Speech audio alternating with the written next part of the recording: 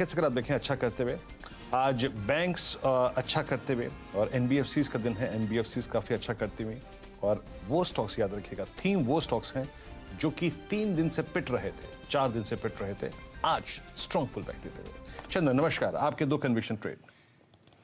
बिल्कुल वीरू, देखिए बाजार में पिछले 2-3 दिन के डिप के बाद जो स्ट्रॉन्ग काउंटर के बेस बने हैं वहां पे फोकस रहेगा। तो 2 स्टॉक हमें अच्छे लग रहे हैं, जैसा कि फ्राइडे भी है और कंजम्पशन में यूबीएल और मैकडोवेल 2 काउंटर अच्छे लग रहे हैं। तो मैं यूबीएल पे यहाँ पे जिक्र करूंगा। यूबीएल पिछले 5 दिन में 1741 से लेके 1641 तक करेक्ट हुआ है, यानी कि 300 रुपए के करेक्शन के बाद में आज कल के लो के आसपास से काउंटर टर्न हुआ है, 1640 का लो बना के और लोअर हाइज लोअर लो को निगेट किया है। तो मेजर ट्रेंड तो पॉजिटिव है, और जो 4-5 दिन का डिक्लाइन हुआ है उसके बाद जो बेस बना है इस काउंटर को वापस खरीदारी के चांस देंगे। तो यहाँ पे यूबीएल पे खरीदारी की सलाह रहेगी। 1650 का स्टॉप लॉस रहेगा। यहाँ पे काउंटर वापस जो रिसेंट के स्विंग आई है 1741 वहां तक जाने की संभावनाएं रख रहे हैं। तो मैकडोवेल और यूबीएल दोनों ट्रेड है जो यहाँ पे अच्छे लग रहे हैं, फोकस किया जा सकता है। उसके अलावा दूसरे ट्रेड्स की बात करें तो हमारा मानना है कि बजाज फाइनेंस यहाँ पे अच्छा कर रहा है। हालांकि पिछले काफी मिनटों से आप जिक्र भी कर रहे हो, बट अच्छा लग रहा है, मैं इसलिए वापस इसको रिपीट करना चाहूंगा। 7700 के स्टॉप लॉस से आपको लगभग 8200 तक के टारगेट बजाज फाइनेंस अच्छे तक बनाता हुआ नजर आएगा।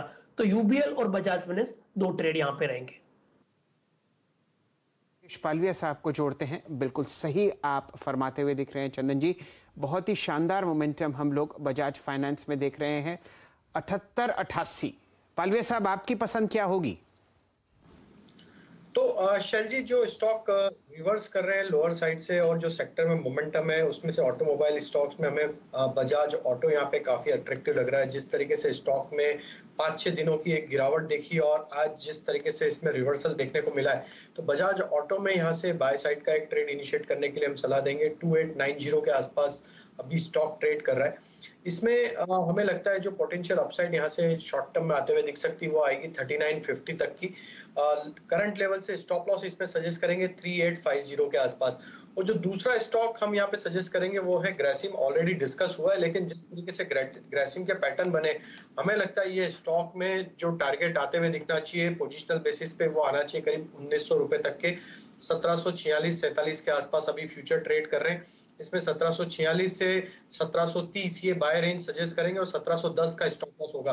टारगेट हमें जो लगता है वो आना चाहिए इसी एक्सपायरी में 1900 तक की भी अपसाइड इस स्टॉक में आते हुए दिख सकती है। ग्रेसिम अगर आप देखें, आपको बाइक अच्छा लगता है, और देखिए थोड़ा सा अगर आप देखें इस इवेंट से पहले थोड़ा सा बाजार थोड़ा सा अगर आप देखें बैकफुट पे आता हुआ ठीक भी है। 18246 के स्तर पर आप देखें तो निफ्टी और बैंक निफ्टी अगर आप देखें 40184 के स्तर पर आकर ट्रेड करता हुआ। मेटल्स आज एक प्रॉफिट बुकिंग मोड में जाते हुए, स्पेशली जेएसडब्ल्यू स्टील याद रखिएगा स्ट्रॉन्ग अर्निंग्स थी, लेकिन स्ट्रॉन्ग अर्निंग्स प्राइस में ऑलरेडी फैक्टर इन थी, उसमें कोई राय नहीं है। चंदन, मान लीजिए मैं लॉन्ग हूँ और मुझे अपना रिस्क रिड्यूस करना है, या फिर एटलीस्ट मैं लॉन्ग हूँ लेकिन मेरे को एक रीजनेबल स्टॉप लॉस चाहिए। मैं इसलिए ये प्रश्न कर रहा हूं कि 655 और करीब करीब 646 ये उस बड़े फ्लैग का अगर आप देखें बेस है जो कि इन द फॉर्मेशन था 22 मार्च से। कितना कॉशियस रहना चाहिए यहां पर, और आपके स्टॉप लॉसेस किस जोन में आने चाहिए, या फिर एग्जिट करना चाहिए या नहीं करना चाहिए? बिल्कुल, देखिए काफी एक वॉचफुल रहना चाहिए इस काउंटर में। हालांकि अच्छी बात यह कि बार बार 645 655 के हायर बेस बन रहे, बट जिस हिसाब से ऊपर के लेवल पे सप्लाई आ रही, आपके पास यदि कोई भी पोजीशन है तो 645 के स्टॉप लॉस यहाँ पे लगाने चाहिए। जी हाँ, 645 का स्टॉप लॉस।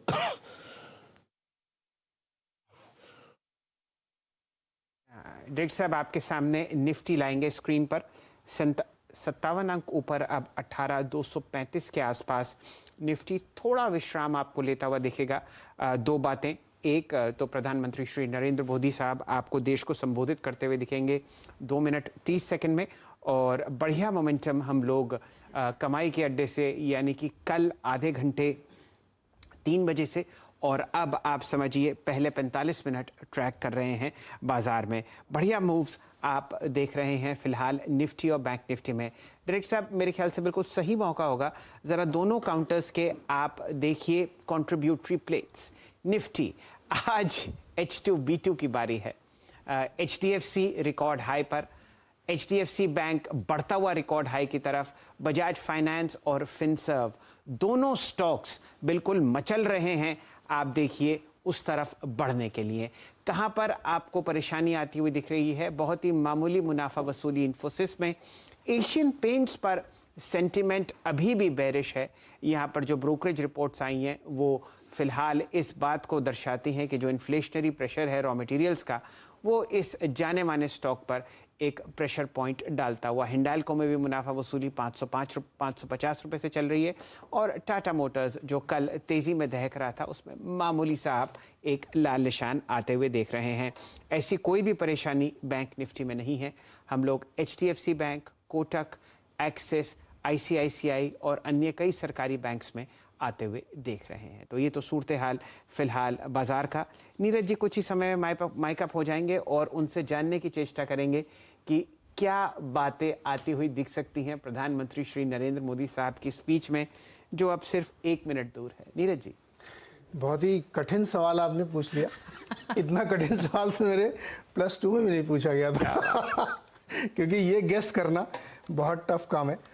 बट अगर एक आसान सा गेस करना हो तो मुझे लगता है कि कल 100 करोड़ वैक्सीन्स का जो मार्क हुआ है, तो हो सकता है फेस्टिवल सीजन है, बहुत सारी चीजें हैं, तो एक सावधानी सुरक्षा वाली बात हो। जी जी, मेरे ख्याल से सावधानी और सुरक्षा। हाँ, एक बात मैं गारंटी से तो पॉजिटिव बात ही होगी। जी जी, ये डरने वाली कोई बात नहीं होगी, मार्केट को कोई चिंता करनी चाहिए। जी, अच्छी बात बताइए। हाँ, जरा मार्केट की तरफ से यूं भी आप समझिए थोड़ा सा दिल में वो धुकधुकी हो रही है। हम लोगों ने 18,314 तक का सफर पार किया और अब 18,250 आपके सामने। अच्छा, वैसे नीरज जी बताइए कि ये जो हम लोगों ने हल्की सी धड़कन मिस होती हुई दिखी थी बैंक, माफ कीजिए, निफ्टी में, क्या वो समय गया चौकड़ी के अनुसार? चौकड़ी के अनुसार तो मैंने आपको बताया कि मेरा अनुमान तो अभी भी उस पर कायम है। अब बाकी तो भगवान मार्केट को मानते हैं हम लोग, लेकिन चौकड़ी ये कहती है कि अभी भी ट्रेंड उसी तरफ है। तो इस तरह ज़्यादा डरने का बावजूद इसके कि बहुत सारे इन्फ्लेशन और इन सब चीज़ों की चिंताएं हैं।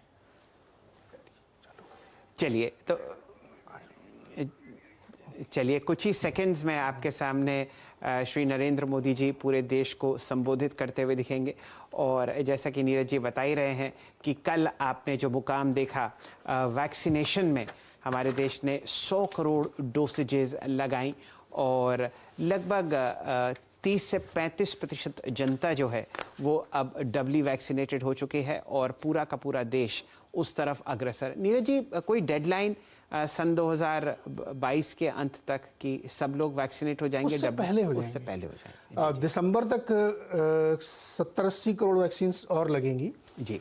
तो 100% पॉपुलेशन सिंगल वैक्सीनेटेड तो हो जाएगी पूरी। डबल वैक्सीनेशन वाला काम हमको लगता है नेक्स्ट ईयर। नमस्कार।